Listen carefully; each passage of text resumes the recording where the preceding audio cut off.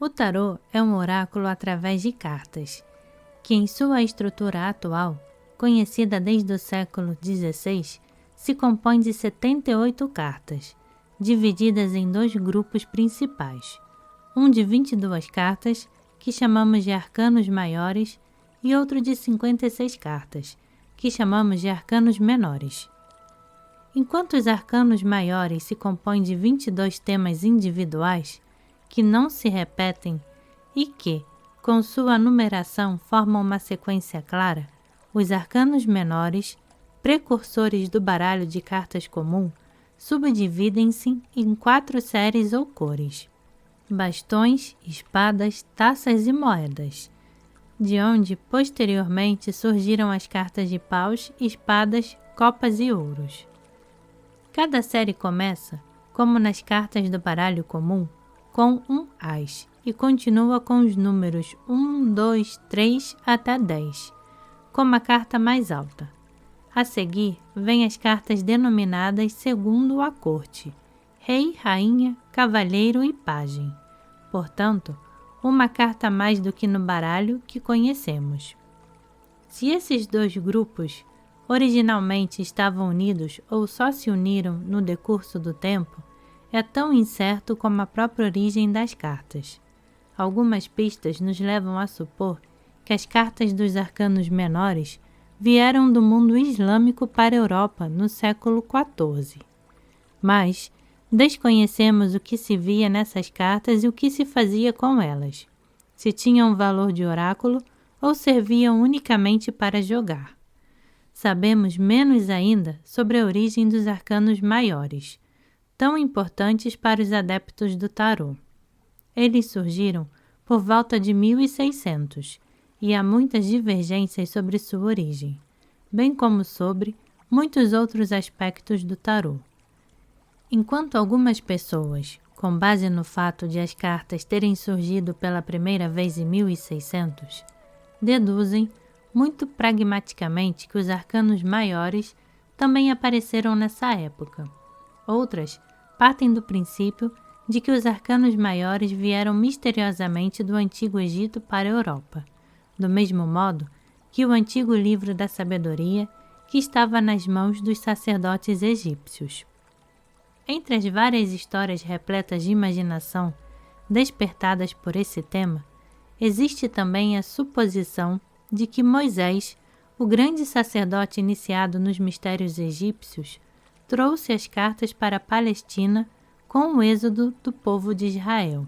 Ali, as cartas teriam se ligado à Cabala, a doutrina secreta dos judeus, que reconhece um valor simbólico profundo nas 22 letras do alfabeto judaico. A correspondência numérica das 22 letras desse alfabeto com as 22 cartas dos arcanos maiores é uma das evidências de maior peso na suposição da sua origem. Mas convém lembrar que muitas coisas que se compõem de 22 partes têm sido associadas ao tarô, entre elas o abrangente 22º capítulo do Evangelho de João. Muitas vezes, esse parece ser o desejo do pai do conhecimento. Por sua vez, os meandros intelectuais necessários para abarcar todos esses interrelacionamentos são interpretados como prova de que se trata de um conhecimento realmente secreto. Em seu interessante livro sobre o tarô, Cynthia Giles comenta essas tentativas dizendo: cada um dos autores que advoga um conhecimento especial tem um enorme cuidado de se distanciar daqueles cuja reivindicação da verdade não tem base na verdade real, ou dos que só conhecem parte dessa verdade. Devido ao caráter secreto de seu presumido conhecimento, eles estão automaticamente liberados de apresentar provas de suas afirmações. Assim, podemos tranquilamente deixar essas afirmações de lado, mesmo que não tenhamos necessariamente dúvidas sobre a intenção do autor. Vamos contentar-nos com a indicação de que cada pessoa que resolve buscar a verdade do tarô tem a partir do início, porque o segredo das cartas se é que pode ser reconhecido, ainda não foi devidamente divulgado. As interpretações da palavra tarô, que também surgiram no final do século XVI, são muito diferentes e tão numerosas e cheias de fantasia quanto as histórias sobre a origem das cartas. Elas vão desde o caminho real, do egípcio Tar, caminho, e Ro, rei, passando por lei divina do hebraico Torá, até as explicações profanas de que perto da cidade de Parma, no norte da Itália, existe um rio com o nome de Tarô, e que as cartas provavelmente surgiram nessa região. Só se tem certeza de que tarô é uma palavra francesa, da qual não se pronuncia o T final.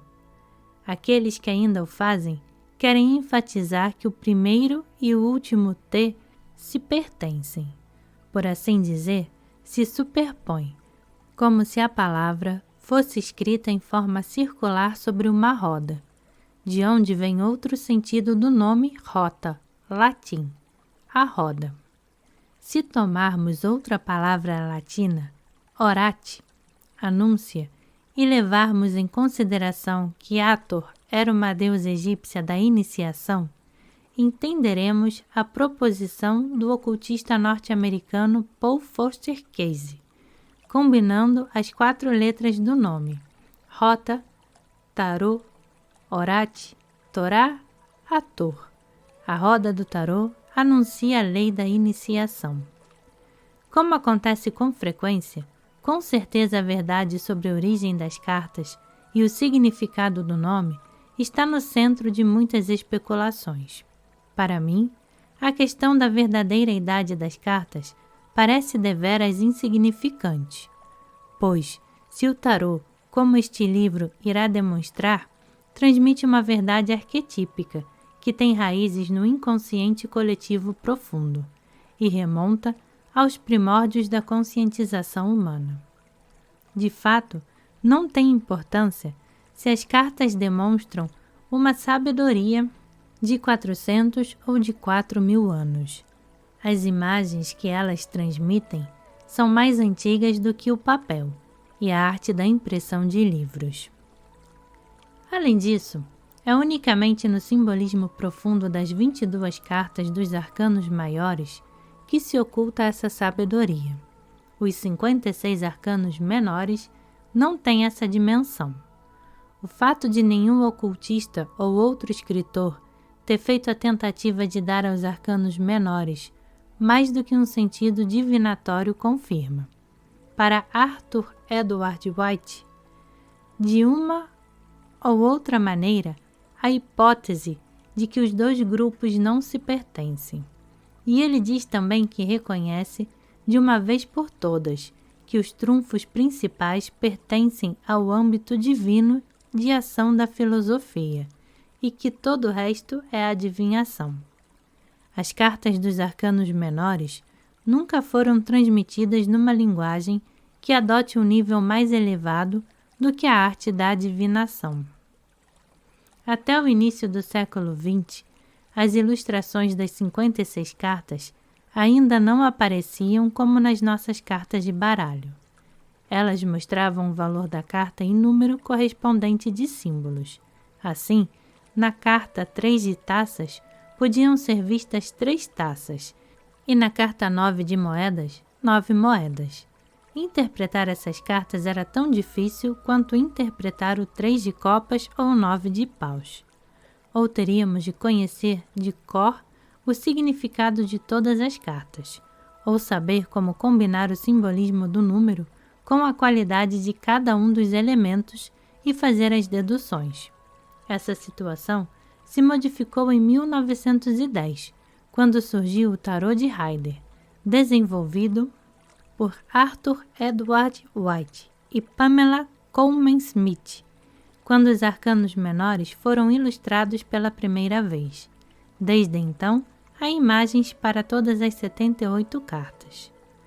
Por mais bem-vindo que seja esse enriquecimento, ele não nos deve impedir de ver a grande diferença que existe entre as imagens que surgiram no curso dos séculos do inconsciente coletivo da humanidade, como podemos supor pelos arcanos maiores, e as ilustrações que foram imaginadas por uma pessoa, ainda que ela fosse uma pessoa tão genial. Por certo, uma imagem imaginada é útil para se deduzir um significado, porém ela nunca alcança o conteúdo e a profundidade simbólica de uma imagem arquetípica. Por esse motivo, é pouco produtivo ficar analisando os detalhes das imagens dos arcanos menores. Elas simplesmente ilustram um tema. Assim, a carta 3 de taças nos mostra a dança da colheita, como se pode reconhecer pelas frutas caídas aos pés dos dançarinos. Quem entende esse enunciado nas ilustrações sabe o que a carta quer dizer.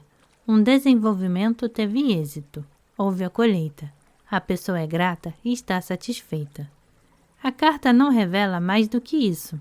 Qualquer especulação a respeito do fato de uma das dançarinas calçar sapatos dourados, enquanto os sapatos das outras são azuis, ou que tipo de fruta ou vegetais estão presentes, é algo sem importância, quando não inútil. Ao contrário disso, os 22 arcanos maiores são símbolos no caminho de vida dos homens. E um símbolo, ao contrário dos desenhos, dos ícones, das codificações, dos códigos e das cifras, não é algo fabricado ou imaginado. Um símbolo não visa ocultar algo notório, ao contrário, visa demonstrar algo que é maior e mais profundo do que pode ser expresso em palavras, ou que a nossa razão pode compreender. Quando, portanto, um círculo é símbolo do todo original indiviso, do paraíso, do hemisfério divino, da unidade total, do inconsciente, bem como da consciência superior, do ser, da perfeição, da unidade e de muito mais. Estas interpretações não são imaginadas, porém identificadas no símbolo do círculo, como uma sabedoria já existente, e isso em todas as culturas da humanidade. A chave para esses símbolos, portanto, está muito menos nas ações misteriosas dos círculos do ocultismo, nas diversas sociedades secretas, ordens ou lojas ditas esotéricas, e muito mais na compreensão profunda da alma dos seres humanos. Por conseguinte, no século XX, foi principalmente a psicologia de Jung que proporcionou um acesso valioso ao simbolismo arquetípico, e com isso, aquilo que muitas vezes chamávamos e ainda chamamos de direito de conhecimento secreto. E além disso, não se trata de mexer em coisas misteriosas, de penetrar nos mistérios, e muito menos ainda de levantar conscientemente o véu de um conhecimento com o objetivo de mantê-lo secreto.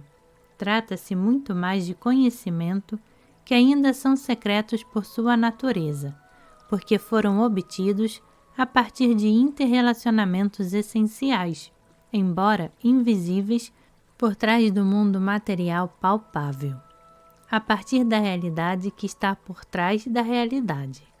Esse conhecimento esotérico, que aparece de forma visivelmente semelhante em todas as culturas, sem dúvida é mais antigo do que qualquer religião, construindo na maior parte suas raízes originais, e em muitos casos, até hoje, seu cerne mais profundo foi preservado.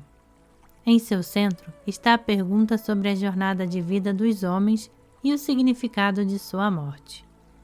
Resumindo ao máximo, o pensamento que é a base desse conhecimento secreto. Vivemos numa realidade polarizada, num mundo em que só podemos captar e entender algo quando usamos o polo contrário como referência. Não nos ocorreria chamar algo de masculino ou reconhecê-lo como tal, se não existisse o feminino. Não existiria o dia sem a noite, sem a morte, sem sequer saberíamos que estamos vivos. Quando compreendemos essa lei da polaridade como princípio abrangente da nossa realidade, consequentemente, é possível deduzir o polo contrário da polaridade. A inimaginável unidade, que é descrita como paraíso divino por todas as religiões, a seu modo, com suas imagens e símbolos. A queda dessa unidade original, a dissonância da multiplicidade e a possível volta ao paraíso original é o conhecimento esotérico sobre o caminho de vida dos seres humanos. Portanto, esse caminho é descrito pelos mestres espirituais como um caminho de cura, porque seu objetivo é a totalidade do homem. Total, igual, são. Assim como na psicologia junguiana, parte-se do princípio de que o ponto de partida do ser humano é desafortunado, pois, de início, outras partes dessa totalidade estão na assim chamada sombra, num âmbito que é sentido como estranho e ausente pela consciência, e que só pode ser revelado aos poucos. Enquanto partes da nossa natureza essencial estiverem na sombra, elas não só faltam à nossa totalidade, mas são ao mesmo tempo a fonte essencial de muitos comportamentos falhos, com que elas, em palavras simples, querem chamar a atenção sobre si. Esse caminho torna-se visível nas 22 imagens das cartas dos arcanos maiores. É isso que as torna tão especiais. É isso que lhes imprimem uma dimensão que ultrapassa tudo o que pode ser extraído delas numa leitura de cartas. Aí está o significado profundo, o verdadeiro cerne do tarô. Quem compreende esses interrelacionamentos, quem os reconhece como imagens no caminho da vida, encontra nos arcanos maiores uma ajuda e orientação de clareza fascinante. Ao mesmo tempo, sempre que surgem novas cartas de tarô, com motivos parcial ou totalmente modificados, ou ao menos com acréscimos que não eram vistos nas cartas anteriores, bastante simples, apresenta-se a questão da autenticidade do simbolismo original dessas cartas. Nesse aspecto, é decisivo se o verdadeiro sentido da carta foi compreendido e enriquecido com símbolos análogos ou se a modificação é uma distorção do significado original. Quando um tarô mostra um enforcado pendurado na forca, podemos ter certeza de que o criador dessas cartas se apegou ao nome da carta, embora não tivesse entendido nada do seu significado. Se, ao contrário, for pendurado numa cruz, T, pela perna direita, consciente, em vez de pela esquerda, inconsciente, o sinal dos escolhidos, então existe um enriquecimento do simbolismo original, que não falsifica nada, mas vai além do que existia antes. Ele torna claro que o sacrifício que existe aqui, entre outras coisas, é aceito voluntária e conscientemente pelos escolhidos. E quando, além disso, a madeira da cruz apresenta brotos frescos, isso é indicação de uma nova força vital gerada pelo sacrifício.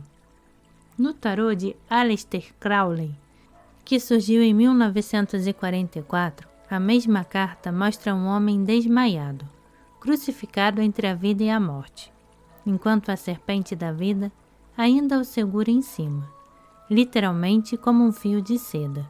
Sua atenção, sua cabeça, está voltada para a serpente da morte embaixo. Todas essas são pequenas falsificações do simbolismo original, o que representa enriquecimentos que se mostraram úteis inclusive no trabalho junguiano com os sonhos, a fim de compreendermos o simbolismo dos sonhos.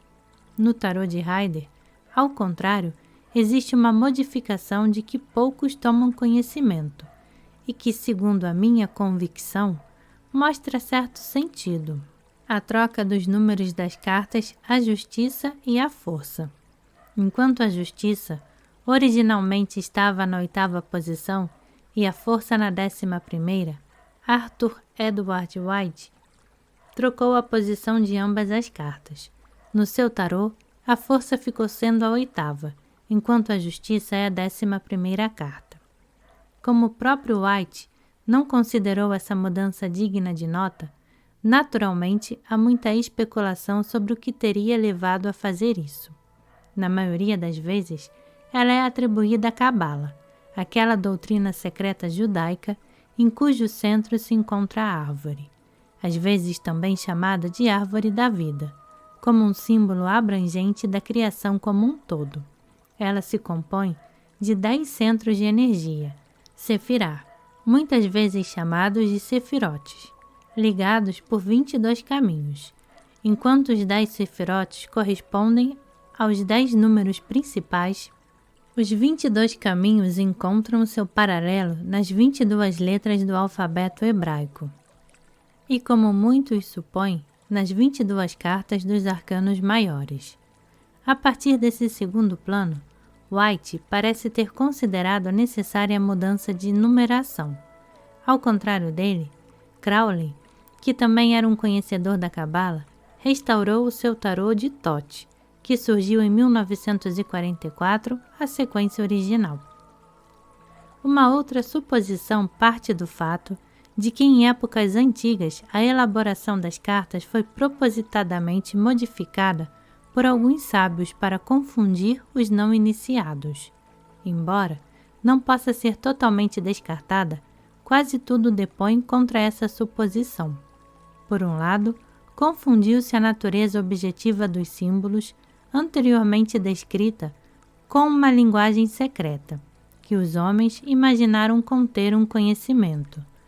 Por outro lado, uma troca desse tipo é tão inofensiva que ninguém que se esforce com seriedade é impedido de decifrar o código, como se demonstrará ao longo deste livro. A partir do segundo plano mitológico das cartas, a estrutura original das cartas é muito mais convincente. Chegamos ao mesmo resultado quando comparamos o simbolismo do número 8 e 11 com o respectivo tema da carta.